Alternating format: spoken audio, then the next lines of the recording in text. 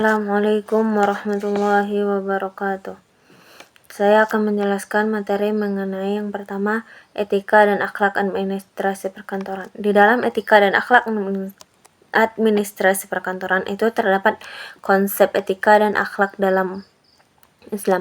Etika dalam Islam mengacu pada perspektif, yaitu prinsip moral dan nilai-nilai yang mengarahkan perilaku manusia sesuai ajaran Islam. Sedangkan akhlak berasal dari bahasa Arab itu khalaq, yang berarti menunjukkan tingkah laku nyata seorang muslim dalam kehidupan sehari-hari. Yang kedua itu sumber etika dan akhlak dalam Islam. Sumber etika dan akhlak dalam Islam terdapat pada Al-Quran, Sunnah atau hadis Nabi SAW, ijtihad ulama serta ijma dan qiyas. Selanjutnya itu tujuan akhlak dalam Islam. Yang pertama, mendekatkan diri kepada Allah. Yang kedua, mewujudkan masyarakat yang harmonis. Yang ketiga, menjaga hak-hak sesama manusia. Yang keempat, membentuk kepribadian muslim sejati. Selanjutnya yaitu prinsip disiplin dan tanggung jawab profesional. Yang pertama, disiplin adalah kepatuhan terhadap aturan, sedangkan tanggung jawab profesional berarti kesadaran dan komitmen untuk menjalankan tugas sesuai dengan peran, keahlian, serta kode etik yang berlaku. Yang selanjutnya yaitu disiplin dan tanggung jawab dalam perspektif Islam. Yang pertama, disiplin waktu dan amanah terdapat pada Quran Surah An-Nisa ayat 103. Yang kedua, tanggung jawab atas perbuatan terdapat pada Quran Surah Al-Isra ayat 13. Yang ketiga yaitu setiap perbuatan akan dimintai pertanggungjawaban terdapat dalam Quran Surah Al-Isra ayat 36. Serta yang terakhir, menepati janji dan komitmen profesional terdapat pada Quran Surah Al-Maidah ayat 1. Selanjutnya yaitu konsep dan ruang lingkup manajemen perkantoran. Pengertian manajemen perkantoran yaitu kata manajemen berasal dari bahasa Italia yaitu manage, yang berarti mengendalikan. Menurut Henry Fayol mengajukan gagasan 5 fungsi utama dari manajemen. Yang pertama, merancang, mengorganisasikan, memerintah, mengkoordinasikan, serta mengendalikan. Manfaat pengelolaan perkantoran yaitu efisiensi perusahaan, meningkatkan kinerja dan performance perusahaan. Yang ketiga, membangun image positif perusahaan. Konsep dasar praktik manajemen yaitu manajemen is getting things done, track other people, and management is partly an art and partly a science. Ruang lingkup manajemen perkantoran terdiri dari 9. Yang pertama yaitu ruang perkantoran, komunikasi pegawai kantor, perabotan dan perlengkapan kantor, peralatan dan mesin kantor. Yang selanjutnya perbekalan dan keperluan tulis. Yang ketujuh, metode kerja. Yang kedelapan, workcard atau record. Yang kesembilan, pengawasan pejabat pelaksana. Fungsi-fungsi manajemen perkantoran. Yang pertama, perencanaan, pengorganisasian, pengarahan, dan pengawasan. Perbedaan administrasi dan manajemen perkantoran. Administrasi perkantoran lebih berfokus pada kegiatan teknis yang sifatnya rutin seperti pencatatan, arsipan, pengelolaan data. Sedangkan manajemen perkantoran itu bagian dalam manajemen yang memberikan informasi layanan yang diperlukan untuk melaksanakan kegiatan secara efektif. Pentingnya manajemen perkantoran yaitu membantu pihak manajerial membuat keputusan kantor, membantu bagian lain dengan memberikan layanan administrasi, membantu meningkatkan pelayanan pelanggan. Selanjutnya itu prinsip-prinsip manajemen perkantoran, yaitu pembagian kerja, wewenang dan tanggung jawab, disiplin, kesatuan perintah, kesatuan pengarahan, pembiayaan upah yang adil, semangat kesatuan. Selanjutnya itu fungsi-fungsi dalam konteks perkantoran. Yang pertama itu ada perencanaan, yang kedua pengorganisasian, yang ketiga penggerakan, serta yang keempat adalah pengawas. Materi selanjutnya yaitu perangkat lunak pengelolaan dokumen dan data. Yang mana perangkat lunak adalah data elektronik yang disimpan sedemikian rupa oleh komputer itu sendiri. Data yang disampaikan dapat berupa program atau instruksi yang akan dijalankan oleh perintah. Soalnya manfaat atau kegunaan perangkat lunak. Yang pertama, meningkatkan efisiensi kerja, mengurangi kesalahan manual, memudahkan akses dan pengolahan data, meningkatkan kolaborasi dan komunikasi, serta mendukung pengambilan keputusan. Macam-macam perangkat lunak yaitu ada perangkat lunak sistem, perangkat lunak perkantoran atau Microsoft Office. Yang ketiga itu web browser seperti Chrome, Mozilla, dan Safari. Perangkat lunak pengolahan dokumen data dapat meliputi Microsoft Word, Microsoft Excel, Microsoft PowerPoint, PostgreSQL, WordPerfect, Oracle Database.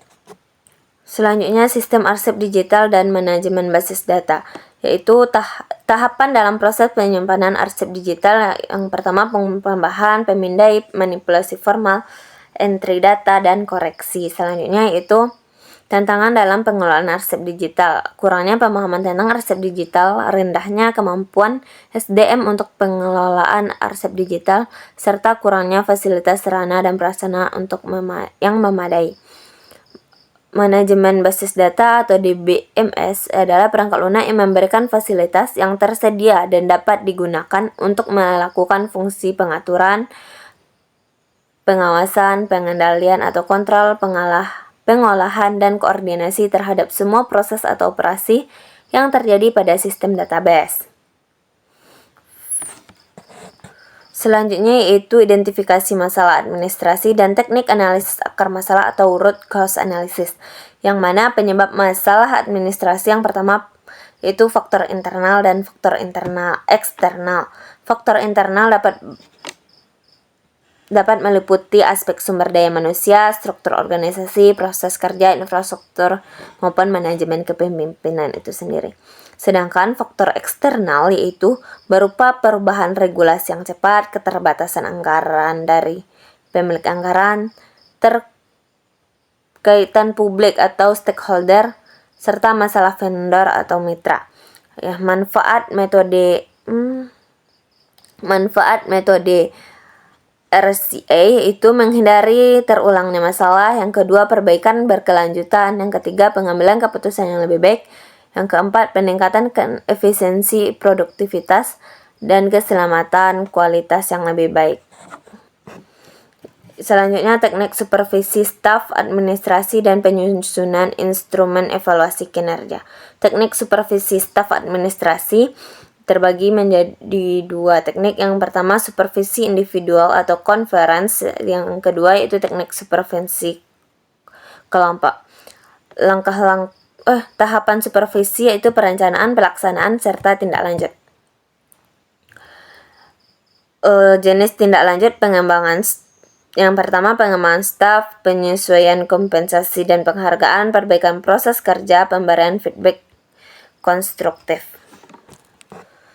Selanjutnya itu komunikasi efektif dalam konteks perkantoran.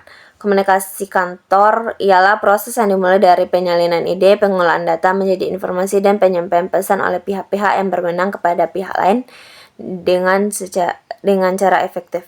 Fungsi komunikasi perkantoran yaitu fungsi kontrol, motivasi, emosi, dan informasi. Prinsip-prinsip komunikasi yaitu menghargai, empati, memahami, jelas, rendah hati. Yang dimana itu semua dapat kita laksanakan. Jika kita laksanakan itu, komunikasi kita akan berjalan dengan efektif dan lebih efisien. Dalam komunikasi efektif tentu memiliki penghambat, yang dimana itu berasal dari hambatan sosio-antropologis, semantik, mekanis, dan ekologis atau lingkungan. Manfaat komunikasi efektif yang pertama, meningkatkan produktivitas, meningkatkan kolaborasi, membangun hubungan yang baik, mengurangi konflik, serta meningkatkan kualitas pelanggan. Jenis komunikasi perkantoran itu ada 4, yaitu komunikasi atas ke bawah top down, komunikasi bawah ke atas atau bottom up, komunikasi vertikal, dan komunikasi horizontal.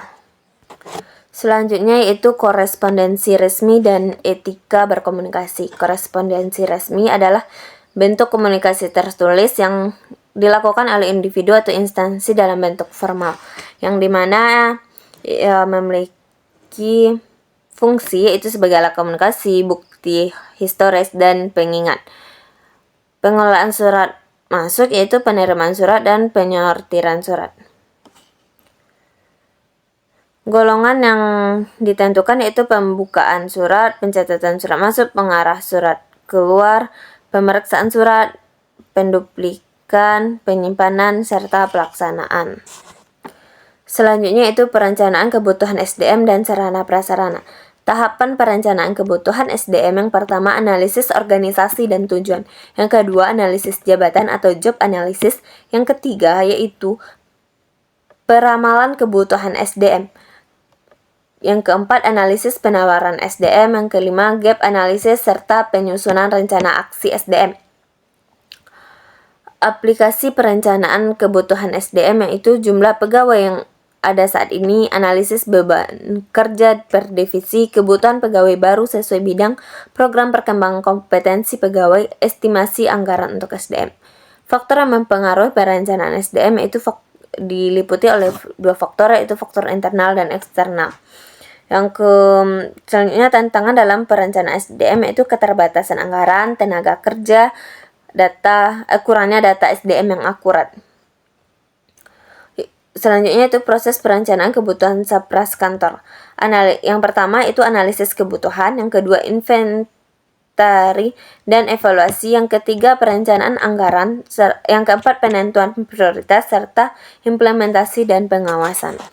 Selanjutnya itu penganggaran dan alokasi sumber daya kantor, yaitu suatu proses strategis yang melibatkan perencanaan, pengorganisasian, pelaksanaan, serta pengawasan terhadap penggunaan dana dalam operasional kantor. Yang dimana ini meliputi komponen-komponen anggaran kantor. Yang pertama biaya sumber daya manusia atau SDM, biaya operasional kantor, administrasi dan umum, overhead, serta biaya distribusi dan komunikasi internal. Mengapa alokasi sumber daya ini sangat penting?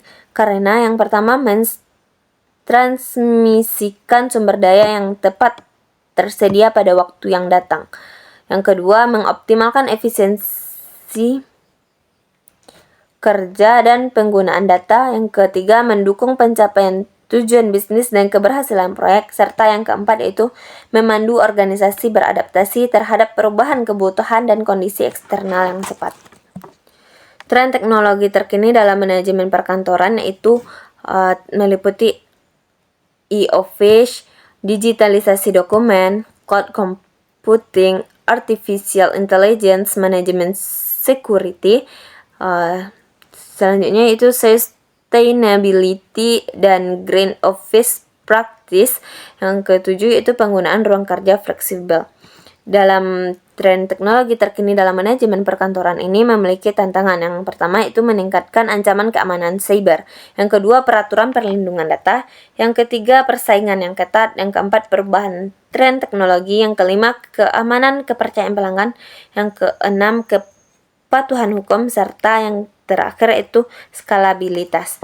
Sekian dari saya. Assalamualaikum warahmatullahi wabarakatuh.